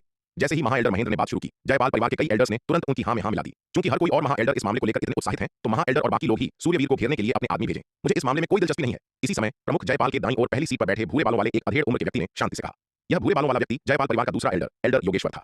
सूर्यवीर के मामले में एल्डर योगेश्वर हमेशा महा एल्डर के गुट के विचारों से असहमत रहे थे। उनका मानना था कि सूर्यवीर की युद्ध कला प्रतिभा किसी भी मायने में ठाकुर वीरेंद्र प्रताप से कम नहीं थी और चरित्र व व्यवहार के मामले में सूर्यवीर ठाकुर वीरेंद्र प्रताप से कहीं बेहतर था। उनकी नजर में सूर्यवीर मीरा के लिए एकदम सही जीवन साथी था। मीरा के जयपाल परिवार से गुप्त रूप से भागने में उन्होंने ही महत्वपूर्ण भूमिका निभाई थी। वह और प्रमुख जयपाल भाई थे और उन्होंने अपनी भतीजी मीरा को हमेशा अपनी बेटी की तरह प्यार किया था। वह नहीं चाहते थे कि मीरा की शादी ठाकुर वीरेंद्र प्रताप जैसे इंसान से हो। उन्होंने शुरुआत से ही उस शादी के प्रस्ताव का कड़ा विरोध किया था, यह मानते हुए कि ठाकुर वीरेंद्र प्रताप का चरित्र ठीक नहीं है और वह शादी के लायक नहीं है। हालांकि महा एल्डर के गुट की ताकत बहुत ज्यादा थी और उनके बड़े भाई प्रमुख जयपाल ने भी शादी को मंजूरी दे दी थी। प्रमुख जयपाल ठाकुर वीरेंद्र प्रताप की असाधारण युद्ध प्रतिभा को बहुत महत्व देते थे और मानते थे कि भविष्य में ठाकुर वीरेंद्र प्रताप के दिव्य विकास लोक में पहुंचने की बहुत संभावना है। इसलिए प्रमुख जयपाल ने मीरा और ठाकुर वीरेंद्र प्रताप के विवाह पर कोई आपत्ति नहीं जताई और मामला तय हो गया था। यह जानकर कि उसे ठाकुर परिवार के साथ गठबंधन के लिए मोहरे की तरह इस्तेमाल किया जा रहा है, मीरा आग बबूला हो गई थी। उसके मन में ठाकुर परिवार के लिए रत्ती भर भी सम्मान नहीं था। उनके परिवार में शादी करना तो दूर की बात थी, वह इस व्यवस्था को कभी स्वीकार नहीं करती। उसी रात एल्डर योगेश्वर की मदद से वह जयपाल परिवार से भाग निकली। भागने के बाद मीरा ने मध्य महाद्वीप की यात्रा की और साधना की, जहां उसकी मुलाकात दिव्य पवन महल की महारानी रेणुका और दाऊ संघ के शिष्य सूर्यवीर से हुई। तीनों के बीच तुरंत एक गहरा जुड़ाव महसूस हुआ और वे एक साथ पूरे मध्य महाद्वीप में घूमने लगे। अपनी यात्रा के दौरान उन्होंने कई परीक्षणों और मुसीबतों का सामना किया और कई खतरनाक मुठभेड़ों को पार किया। इस प्रक्रिया में मीरा और सूर्यवीर धीरे धीरे एक दूसरे के करीब आ गए और अंततः उन्हें प्यार हो गया। उन्होंने एक साथ बहुत खुशी का समय बिताया, जब तक कि जयपाल और ठाकुर परिवारों के योद्धाओं ने उन्हें खोज नहीं लिया, जिससे उनके शांतिपूर्ण और खुशी के दिन चकनाचूर हो गए। ठाकुर और जयपाल परिवारों के योद्धाओं द्वारा पीछा किए जाने पर मीरा और सूर्यवीर हर दिशा में भागते रहे। मीरा उस समय गर्भवती थी और लड़ाई के दौरान उसे गर्भपात का सामना करना पड़ा, जिसके परिणाम स्वरूप विराट का जन्म जन्मजात कमियों और बेहद कमजोर साधना क्षमता के साथ हुआ। पीछा करने का अंत सूर्यवीर के गंभीर रूप से घायल होकर भागने के साथ हुआ, जबकि मीरा को जयपाल परिवार के योद्धाओं ने पकड़ लिया और वापस जयपाल परिवार ले आए। सच तो यह था कि अगर उसका बेटा विराट न होता तो सूर्यवीर कभी भी अकेले भागता नहीं, जबकि मीरा को पकड़ा जा रहा था। वह उसे बचाने के लिए अपनी जान की बाजी लगा देता, लेकिन मीरा की कड़ी जिद के कारण उसने धमकी दी थी कि अगर सूर्यवीर ने भागकर उनके बेटे का ख्याल नहीं रखा तो वह खुद को खत्म कर लेगी। सूर्यवीर को अकेले भागने के लिए मजबूर होना पड़ा। एल्डर योगेश्वर ने जो कुछ भी हुआ सब देखा था। हालांकि वह भी मीरा और सूर्यवीर की मदद करना चाहते थे, लेकिन वह ऐसा करने में असमर्थ थे क्योंकि महा एल्डर महेंद्र उन पर कड़ी नजर रख रहे थे। मीरा को पकड़कर वापस जयपाल परिवार लाने के बाद यह उनकी ही कोशिशें थीं कि उसे केवल नजरबंद करने की सजा मिली, जिसके लिए उन्हें अपनी काफी शक्ति और लाभों का बलिदान करना पड़ा। अन्यथा उनके हस्तक्षेप के बिना मीरा को इससे कहीं अधिक कठोर सजा का सामना करना पड़ता। तो ठीक है, महा एल्डर का गुट ठाकुर परिवार के अभियान में सहयोग करने के लिए अपने आदमी भेजे। यह मामला तय रहा। प्रमुख जयपाल ने एल्डर योगेश्वर की बातें सुनकर सिर हिलाया। यह सभा समाप्त हुई। महा एल्डर महेंद्र और बाकी लोगों के कुछ और कहने का इंतजार किए बिना प्रमुख जयपाल अपनी सीट से खड़े हुए और सभा भवन से बाहर चले गए। बुढ़ों का यह झुंड क्या वे सच में सोचते हैं कि वह जयपाल परिवार का मुखिया मिट्टी का बना है? आखिरकार मीरा उनकी अपनी बेटी है। ये पुराने खूसट उन्हें बिल्कुल भी सम्मान नहीं देते।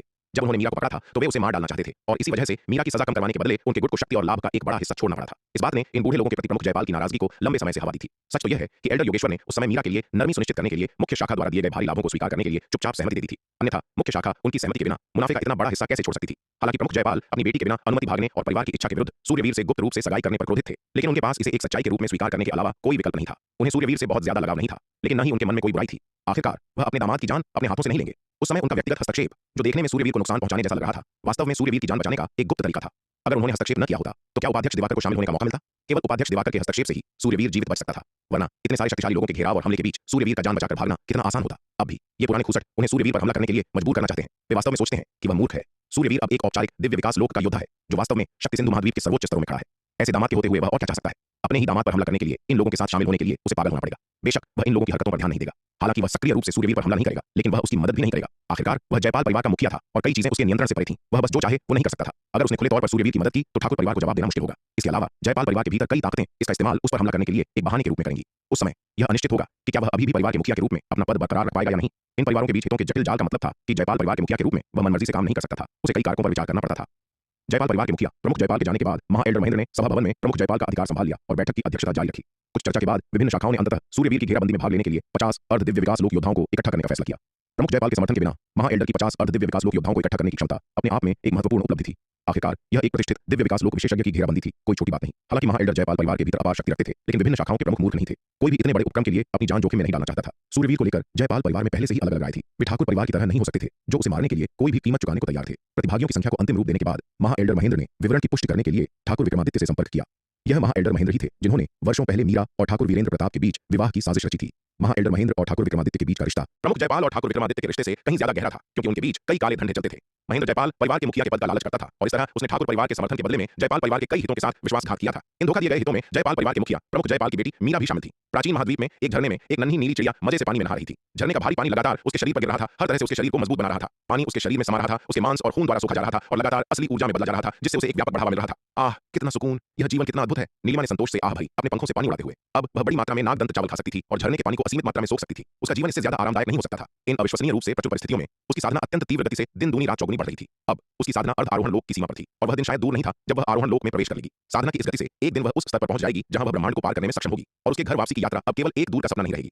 जैसे ही नीलिमा अपने भविष्य की कल्पना कर रही थी, अचानक एक आवाज गूंजी, अरे पगली चिड़िया, पानी के नीचे देख। यह चिल्लाहट सुनकर नीलिमा तुरंत होश में आ गई। पानी में नीचे देखते ही उसने देखा कि हजारों फीट लंबी एक विशाल मछली चुपचाप उसके नीचे रेंगती हुई आई थी। उसका खुला हुआ जबड़ा झपटने के लिए तैयार था। भयभीत होकर नीलिमा ने अपने पंख फड़फड़ाए और एक पल में पानी के ऊपर उड़ गई। उसी समय विशाल मछली पानी से बाहर कूदी काटने के लिए लपकी, लेकिन जैसे ही मछली कूदी एक प्रकाश की चमक दिखाई दी और उसके खुले मुंह में फेंक दी गई। एक कान फाड़ देने वाली दहाड़ सुनाई दी। मछली के खुले मुंह में घुसते ही वह रोशनी फट गई। एक भयानक विस्फोट ने तुरंत विशाल मछली के खुले मुंह के भीतर एक ब्लैक होल बना दिया, जो स्थानिक पतन का परिणाम था। 1000 फीट लंबी मछली के परखच्चे उड़ गए। उसका मांस हर जगह उड़ गया। खून का फव्वारा फूट पड़ा, लेकिन इस विस्फोट ने नीलिमा को उसके जड़ों से बचने का मौका दे दिया। नीलिमा आसमान में उड़ गई, उस मछली पर एक नजर डाली जो वापस धारा में गिर गई थी और एक सिहरन महसूस की। बाल बाल बची, मैं तो उस बदबूदार मछली का नाश्ता बनने ही वाली थी। अगर विराट ने सही समय पर नहीं बचाया होता तो आज मैं पक्का खाई जाती। उसी समय नीलिमा गुस्से से भी भर गई। तू बदबूदार मछली, तेरी हिम्मत कैसे हुई मुझे खाने की? मैं तुझे जान से मार डालूंगी। नीलिमा गुस्से में दहाड़ी। इसके साथ ही नीलिमा ने एक जोर की चीख निकाली और एक पल में 1000 फीट लंबी विशाल एज और पक्षी में बदल गई और झरने में विशाल मछली की ओर झपटी। प्राचीन महाद्वीप पर स्वर्ग और पृथ्वी के भयानक दबाव के कारण नीलिमा केवल 1000 फीट के आकार तक ही बढ़ सकती थी, उससे बड़ी नहीं। शक्ति सिंधु महाद्वीप के विपरीत, जहां उसकी सीमा हजारों मील लंबी विशाल नीली चिड़िया हो सकती थी, नीलिमा ने अपने पंजों से उस बड़ी मछली पर वार किया। उसके बेहद तेज पंजों ने मछली के शरीर को जकड़ लिया। अपनी पूरी ताकत के साथ नीलिमा ने मछली को किनारे की ओर फेंक दिया। विस्फोट के झटके से अभी भी विचलित मछली नीलिमा के हमले का विरोध नहीं कर सकी और वास्तव में किनारे पर जा गिरी। विराट यह देखकर हैरान रह गया कि उसके वायु विस्फोटक ताबीज से मुंह के अंदर विस्फोट होने के बाद भी वह मछली केवल घायल हुई थी, मरी नहीं थी। इस मछली के पास भयानक ताकत और एक शक्तिशाली शरीर था। हालांकि जब उसने नीलिमा को मछली को पकड़ते और अपनी ओर फेंकते देखा तो विराट बहुत घबरा गया और जल्दी से दूर उड़ गया। धत तेरे की पगली चिड़िया, क्या तू मुझे मरवाना चाहती है? विराट ने दूर उड़ते हुए नीलिमा को घूरते हुए गुस्से में कहा। यह बड़ी मछली हालांकि बुरी तरह घायल थी, लेकिन मरने से बहुत दूर थी। अपनी ताकत के साथ वह इसका मुकाबला नहीं कर सकता था। अगर वह इस मछली द्वारा निगल लिया जाता तो उसकी मौत पक्की थी। इसलिए विराट नीलिमा की हरकत से बेहद नाराज था। हालांकि नीलिमा के पास विराट पर ध्यान देने का समय नहीं था और इसके बजाय उसने बड़ी मछली पर फिर से हमला कर दिया। इस बीच बड़ी मछली विस्फोट के सदमे से उबरने के बाद नीलिमा को अपनी ओर आते देख तुरंत अपना खून जैसा लाल मुंह खोला और पक्षी को बुरी तरह काटने के लिए लपकी। एक पल के लिए मछली और पक्षी ने झरने के किनारे पर भयंकर लड़ाई लड़ी। हालांकि विशाल मछली विराट के वायु विस्फोटक ताबीज से पहले ही घायल हो चुकी थी और नीलिमा द्वारा किनारे पर फेंके जाने के बाद पानी में अपना लाभ खो चुकी थी, फिर भी नीलिमा की ताकत अभी भी उसका मुकाबला करने के लिए पर्याप्त नहीं थी। ऐसा इसलिए था क्योंकि विशाल मछली उड़ नहीं सकती थी, जिससे नीलिमा को लाभ मिलता था। अगर वह जीत नहीं सकती थी तो नीलिमा तुरंत आसमान में उड़ सकती थी, जिससे उसे जरूरत के अनुसार हमला करने या बचाव करने की अनुमति मिलती थी, वरना यह लड़ाई शायद जल्दी ही खत्म हो जाती और नीलिमा उस विशाल मछली का भोजन बन जाती। यह देखकर विराट मन ही मन हैरान था। विशाल मछली की ताकत वास्तव में अपार थी। यह ध्यान दिया जाना चाहिए कि नीलिमा की वर्तमान शक्ति एक शीर्ष स्तर के आरोहण लोक विशेषज्ञ के बराबर थी। फिर भी इतनी शक्ति के साथ भी नीलिमा एक ऐसी विशाल मछली को पूरी तरह से नहीं हरा सकी जो नुकसान में थी और पहले से ही घायल थी। इससे पता चलता था कि वह विशाल मछली कितनी जबरदस्त थी। विराट मदद के लिए नहीं गया। उसकी ताकत के साथ अगर वह नीलिमा के साथ मिल भी जाता तो भी इसका ज्यादा फायदा नहीं होता। अब ऐसा लगता है कि नीलिमा इस विशाल मछली से अंत तक लड़ने के लिए दृढ़ है। यह मछली नीलिमा से गुस्सा होकर अगर खत्म नहीं की गई तो भविष्य में झरने में विराट की साधना के लिए एक बहुत बड़ा खतरा पैदा करेगी। यह सोचकर विराट मुड़ा और स्थानांतरण व्यूह का उपयोग करके प्राचीन महाद्वीप को छोड़कर झरने से निकल गया। अनंत परम मीनार के दूसरे स्तर से बाहर निकलने के बाद विराट ने शार्दूल, चंपा, माया और आयु को बुलाया और विशाल मछली से निपटने के लिए नीलिमा के साथ मिलकर प्राचीन महाद्वीप में प्रवेश किया। शार्दूल, चंपा, माया और आयु में से प्रत्येक के पास पृथ्वी योद्धा सूची के शीर्ष 10 और यहां तक कि शीर्ष 10 के बीच किसी की ताकत है। दूसरे शब्दों में उनमें से कोई भी एक साधारण आरोहण लोक के योद्धा से कमजोर नहीं है। वे चारों विराट के साथ झरने पर आए और किनारे पर फेंकी गई बड़ी मछली पर हमला करने के लिए नीलिमा के साथ मिल गए। नीलिमा, शार्दूल, चंपा, माया और आयु के संयुक्त प्रयासों से पूरे 1 घंटे की भयंकर लड़ाई के बाद विराट ने आखिरकार सूर्य आत्मा विच्छेद तकनीक के दूसरे स्तर का उपयोग करके विशाल मछली को एक भ्रम में फंसा दिया, जिससे वे उसे मारने में सफल रहे। पगली चिड़िया, तूने इस विशाल मछली को कैसे उकसाया? उफ, मैं तो थक गया। मछली को मारने के बाद शार्दूल एक तरफ गिर गया। हाँफते हुए उसने नीलिमा की ओर देखा। क्या मैंने इस बदबूदार मछली को उकसाया? यह बदबूदार मछली थी जो पहले मुझे खाना चाहती थी। नीलिमा ने गुस्से से कहा। यह मछली झरने में रहती है, मुझे आश्चर्य है कि इसके मांस का स्वाद कैसा है। माया ने अपनी चमकती आंखों से उस 1000 फीट लंबी मछली को देखते हुए पूछा। माया की बातें सुनकर शार्दूल के मुंह में तुरंत पानी आ गया। वह जमीन से उछला, बड़ी मछली के पास गया और बोला, टाइगर लॉर्ड, तुम सबके लिए पहले इसे चखेगा। इसके साथ ही शार्दूल ने अपना मुंह खोला, मछली को काटने के लिए तैयार। हालांकि इससे पहले कि वह सफल हो पाता, नीलिमा ने अपने पंख से शार्दूल पर वार किया, जिससे वह लुढ़क गया। पगली चिड़िया, लड़ना चाहती है क्या? शार्दूल जमीन से कूदा, नीलिमा को घूरते हुए और गुस्से में बोला, मूर्ख बाघ, यह बड़ी मछली मेरा शिकार है और हम सबने मिलकर इसे मारा है। अगर तू इसे खा जाएगा तो हमारा क्या होगा? नीलिमा ने भी चुनौती देते हुए वापस घूरा, हाँफते और फुफकारते हुए।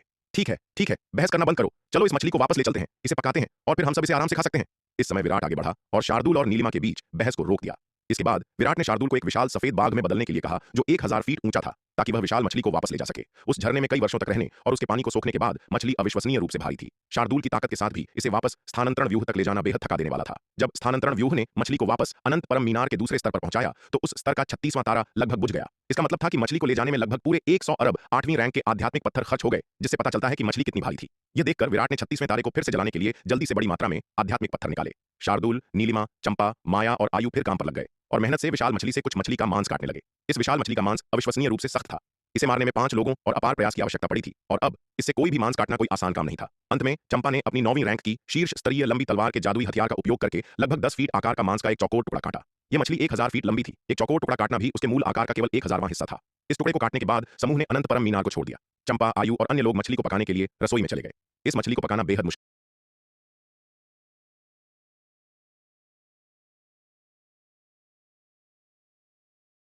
द्वीप के झरनों के पानी का उपयोग किया। अपनी खुद की फीनिक्स अग्नि और नीलिमा की लुआन अग्नि के साथ और अनगिनत घंटों की मेहनत के बाद वह आखिरकार मछली को पकाने में सफल रही। जैसे ही मछली पकी, एक अविश्वसनीय रूप से समृद्ध खुशबू ने पूरे दिव्य पवन महल परिसर को भर दिया। अनगिनत दिव्य पवन महल के शिष्य उस तीव्र सुगंध से जाग उठे। उनके मुंह में पानी आ गया। कितनी खुशबू है, कितनी खुशबू है। युवा महल स्वामिनी अब क्या पका रही हैं? इसकी खुशबू बहुत अच्छी है। काश मुझे एक टुकड़ा मिल पाता। सपने मत देखो, हमें ऐसा खजाना खाने को भी नहीं मिलेगा। मुख्य आंगन में पहुंचते ही एल्डर्स हमें बेवकूफ बनाकर भगा देंगे। वे हमें भोजन के लिए उनसे मुकाबला करने की अनुमति नहीं देंगे। वे एल्डर्स सच में बहुत चालाक हैं। क्या वे हमें भी इन व्यंजनों का स्वाद नहीं चखा सकते? मुख्य आंगन से आती हुई खुशबू को सूंघकर दिव्य पवन महल परिसर के कई शिष्यों के दिलों में काफी हलचल मच गई। एहेम, इकट्ठा हो जाओ, इकट्ठा हो जाओ, आज का प्रशिक्षण शुरू हो रहा है। जैसे ही हर कोई मुख्य आंगन में जाकर यह देखने के लिए उत्सुक था कि क्या हो रहा है, दिव्य पवन महल के शिविर से एक आवाज गूंजी। यह दिव्य पवन महल के एल्डर्स में से एक थे जो एक बार फिर सभी को प्रशिक्षण के लिए इकट्ठा कर रहे थे। आह, क्या उन्हें ऐसा करना ही है? धत तेरे की, फिर वही चाल। यह सुनकर दिव्य पवन महल के शिष्य कराहने से नहीं रोक सके। मूल रूप से इन अर्ध दिव्य विकास लोक एल्डर्स द्वारा व्यक्तिगत रूप से उनके प्रशिक्षण का मार्गदर्शन करना कुछ ऐसा था जिसके लिए अधिकांश योद्धा तरसते थे। लेकिन दुर्भाग्य से ये एल्डर्स हमेशा इसे उन्हें दूर भेजने के बहाने के रूप में इस्तेमाल करते थे, जिससे वे चंपा और अन्य लोगों द्वारा पकाए गए स्वादिष्ट भोजन का आनंद लेने से वंचित रह जाते थे, जिससे वे थोड़े दुखी हो जाते थे। केवल एक चीज जिससे उन्हें थोड़ा बेहतर महसूस होता था वह यह थी कि ये दिव्य पवन महल के एल्डर्स वास्तव में उनके प्रशिक्षण का मार्गदर्शन कर रहे थे, केवल दिखावा नहीं कर रहे थे। रसोई से आ रही तीव्र सुगंध ने सूर्यवीर और दिव्य पवन महल की महारानी रेणुका को चौंका दिया। खुशबू अविश्वसनीय रूप से मोहक थी, उससे भी कहीं ज्यादा जब चंपा और अन्य लोगों ने नागदंत चावल पकाया था। सूर्यवीर और महारानी हैरान थे। इन युवा लड़कियों ने इस बार कौन सी अच्छी चीजें हासिल कर ली थीं। जब खाने का समय हुआ तो चंपा, आयु, लोमड़ी कन्या और अन्य लोगों को मछली की प्लेटें लाते देख सूर्यवीर हैरान रह गए। उन्होंने चंपा की ओर देखा और पूछा, चंपा ये क्या है? मास्टर, ये सब मछली है। चंपा ने मुस्कुराते हुए कहा, आज हम पूरी मछली की दावत कर रहे हैं। क्या मछली? हर कोई हैरान था। किस तरह की मछली के मांस में इतनी शुद्ध ऊर्जा हो सकती है? हालांकि उन्होंने अभी तक मांस नहीं चखा था, बस इसे देखकर वे महसूस कर सकते थे कि इससे निकलने वाली ऊर्जा कितनी शुद्ध और केंद्रित थी। जब सभी व्यंजन परोसे गए और सबने खाना शुरू किया तो वे और भी हैरान रह गए। मछली उनकी कल्पना से कहीं ज्यादा गुणकारी थी। यहां तक कि विराट को भी उम्मीद नहीं थी कि मछली इतनी प्रभावी होगी। प्रभावकारिता के मामले में यह नागदंत चावल के तीसरे संस्करण से 4 या 5 गुना अधिक शक्तिशाली थी। वैदेही की आंखें चमक उठीं जब उसने मछली को देखा। उसका इरादा पेट भर खाने का था, लेकिन दुर्भाग्य से वह केवल एक निवाला ही खा सकी। उससे पहले ही उसका पेट भर गया। इस मछली में समाहित ऊर्जा भयानक थी। बस एक निवाला ने वैदेही को असहज रूप से भरा हुआ महसूस कराया। मछली से निकली शक्तिशाली ऊर्जा उसके भीतर उमड़ पड़ी, जिससे उसके लिए एक और निवाला खाना असंभव हो गया। अगर वैदेही का यह हाल था तो बाकियों का और भी बुरा हाल था। यहां तक कि वेद प्रकाश और भवानी दत्त जैसे महान क्षेत्र के चरम स्तर के योद्धा भी मछली का सिर्फ एक निवाला खाने के बाद भयानक ऊर्जा से लगभग फटने वाले थे। उन्होंने मेज पर और अधिक देर तक रहने की हिम्मत नहीं की और अपने शरीर के भीतर की ऊर्जा को परिष्कृत करने और साधना करने के लिए अपने कमरों में वापस भाग गए। मेज पर केवल सूर्यवीर और शार्दूल ही जी भरकर खा पा रहे थे। यहां तक कि दिव्य पवन महल की महारानी रेणुका और एल्डर योगिता, जो अर्ध दिव्य विकास लोक की विशेषज्ञ थीं, मछली के कई कटोरे खाने के बाद इतनी भर गईं कि और नहीं खा सकीं। एल्डर योगिता ने मेज पर रखे प्रचुर भोजन को देखा। वह खाना चाहती थी लेकिन नहीं खा सकती थी, जबकि उसके पास ही 5 या 6 साल का लड़का, जो वास्तव में शार्दूल था, अपना भोजन गटक रहा था। यह देखकर एल्डर योगिता से रहा नहीं गया। उसने लड़के के सिर पर थप्पड़ मारा और चिढ़कर कहा, छोटे मोटे, तू हद कर रहा है, तू इतना खा रहा है, तुझे ये पचेगा नहीं, तू इतना क्यों खा रहा है, अपने काम से काम रखो। शार्दूल ने पलटवार किया एल्डर योगिता को घूरते हुए। शार्दूल कबीले का सबसे बड़ा कौशल सब कुछ निगलने की उनकी क्षमता थी। उनके पेट एक असीम रूप से बड़े स्थान की तरह थे, जो कुछ भी निगलने में सक्षम थे। शार्दूल ने जो मछली और मांस खाया वह तुरंत नहीं पचेगा, लेकिन वह इसे अपने पेट में जमा कर सकता था और बाद में धीरे धीरे पचा सकता था। बिल्कुल उस जहरीले ड्रैगन की तरह जो आरोहण लोक के मध्य चरण में था, जिसे उसने निगला था, वह धीरे धीरे अवशोषित और खपत किया गया, न कि एक बार में पचाया गया। शार्दूल ने एल्डर योगिता को नजरअंदाज कर दिया और अपना खाना निगलना जारी रखा। यह देखकर एल्डर योगिता को ईर्ष्या महसूस हुए बिना नहीं रह सकी। काश वह भी उस गोल मटोल लड़के जितना खा पाती। मछली की लगभग पूरी मेज सूर्यवीर और शार्दूल ने चट कर दी। मछली खाने के बाद सूर्यवीर को महसूस हुआ कि उनके घाव तेजी से भर रहे हैं। वाह, इस मछली में वास्तव में शक्तिशाली उपचार प्रभाव है। इस पूरी मछली की दावत के बाद मेरे घावों में काफी सुधार हुआ है। अपनी स्थिति का आकलन करने के बाद सूर्यवीर ने आश्चर्य से कहा, पिताजी, क्या आप सच कह रहे हैं? विराट ने आश्चर्य और खुशी दोनों के साथ पूछा। बेशक यह सच है, मैं तुमसे झूठ क्यों बोलूंगा? क्या मुझे इससे पैसे मिलेंगे? सूर्यवीर ने उसे चिढ़ते हुए देखा। यह अच्छा है, यह अच्छा है, फिर हम अब से हर दिन पूरी मछली की दावत करेंगे, विराट ने खुशी से कहा।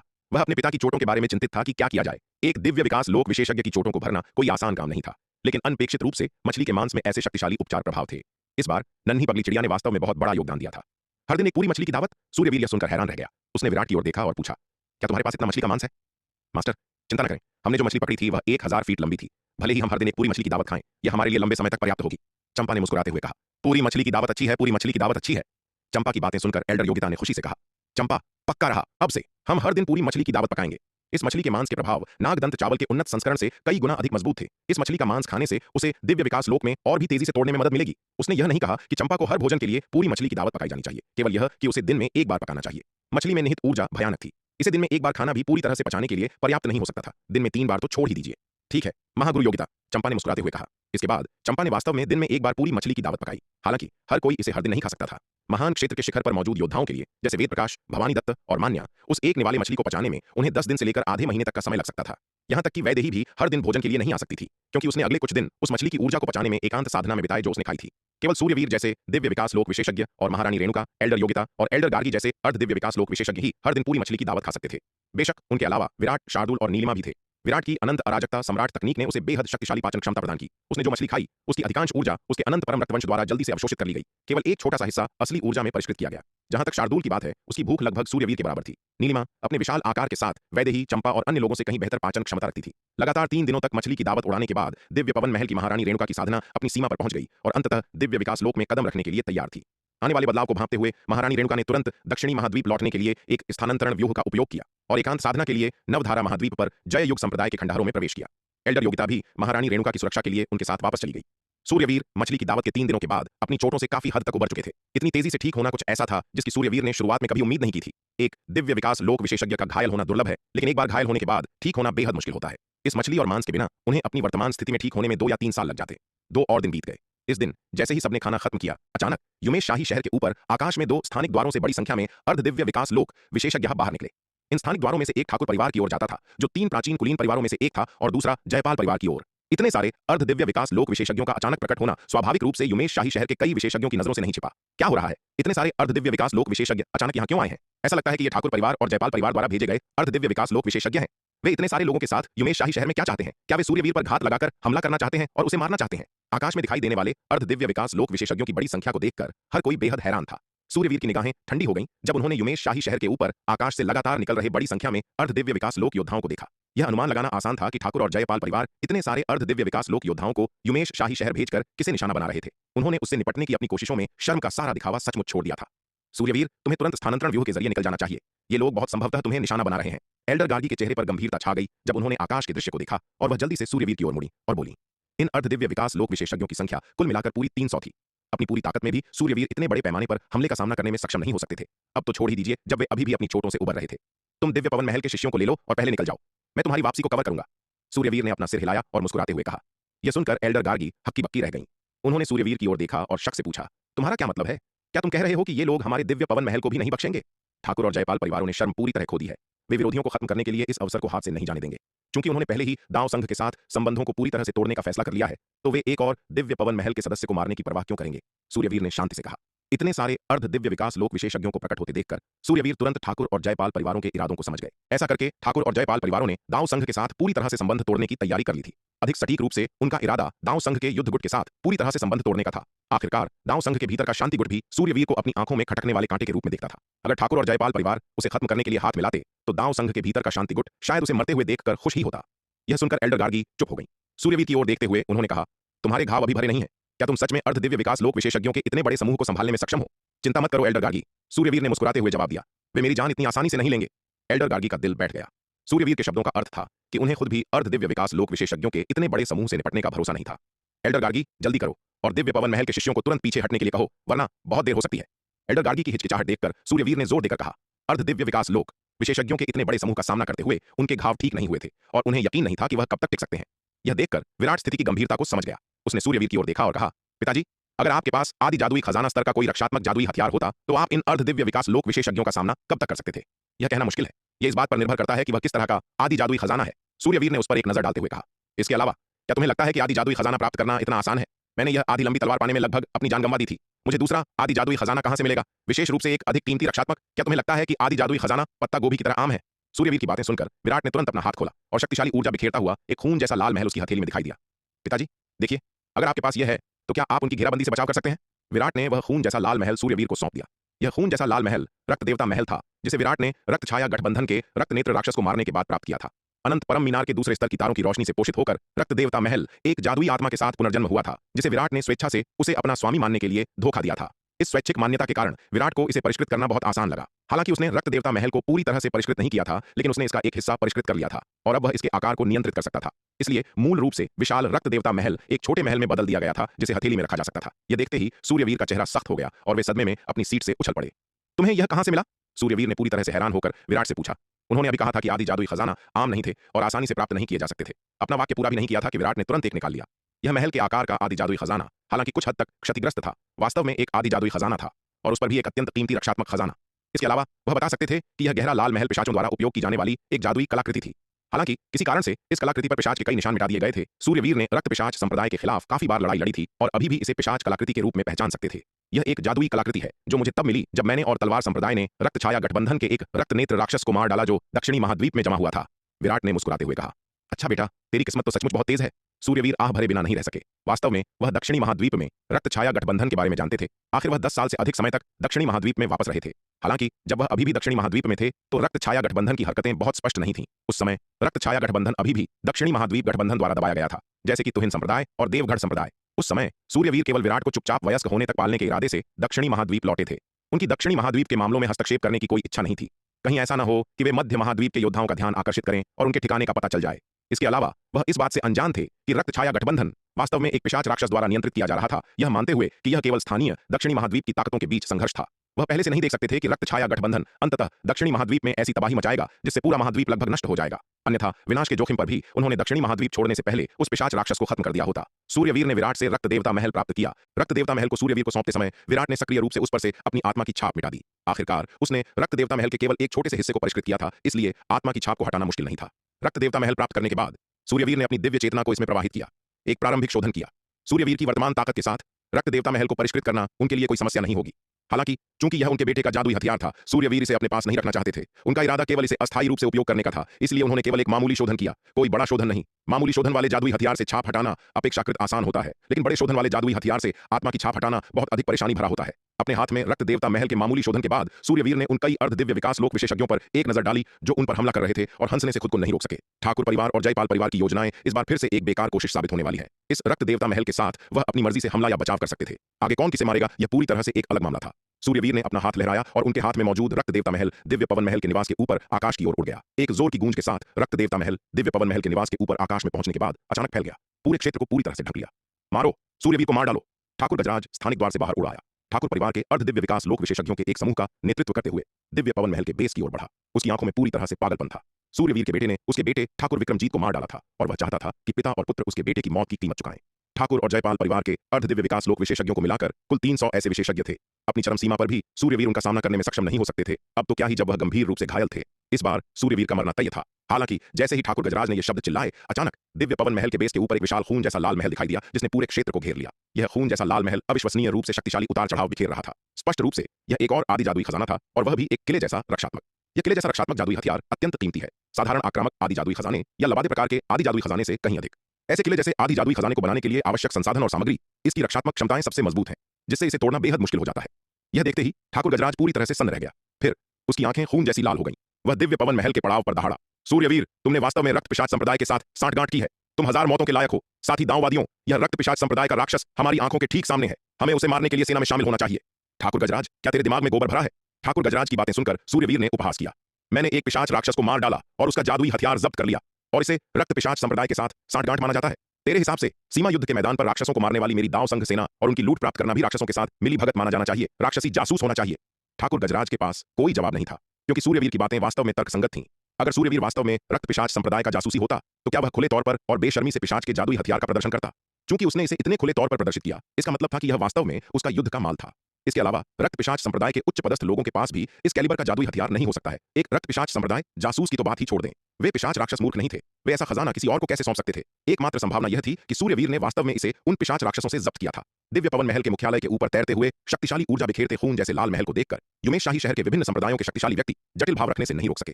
सूर्यवीर की नींव वास्तव में अथाह थी। उसके पास ऐसा खजाना भी था।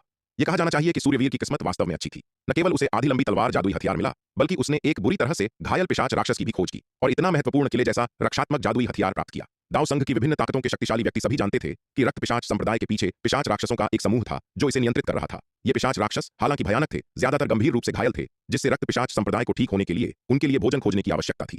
हालांकि वे अपने चरम पर अविश्वसनीय रूप से शक्तिशाली हो सकते हैं। उनके घावों का मतलब था कि अगर दाव संघ के विशेषज्ञों द्वारा खोजा गया तो वे अनिवार्य रूप से अपनी मृत्यु से मिलेंगे। सब लोग एक व्यूह बनाओ और सूर्यवीर को एक साथ मार डालो। ठाकुर गजराज गुस्से से दहाड़ा। उसकी आंखें खून जैसी लाल थीं। उसके आदेश पर ठाकुर और जयपाल परिवार के योद्धाओं ने आकाश में एक बड़ा व्यूह बनाया, दिव्य पवन महल के बेस को घेर लिया। इस बीच एल्डर फनीश्वर ने व्यक्तिगत रूप से युमेश शाही शहर के रक्षात्मक व्यूह को नियंत्रित किया।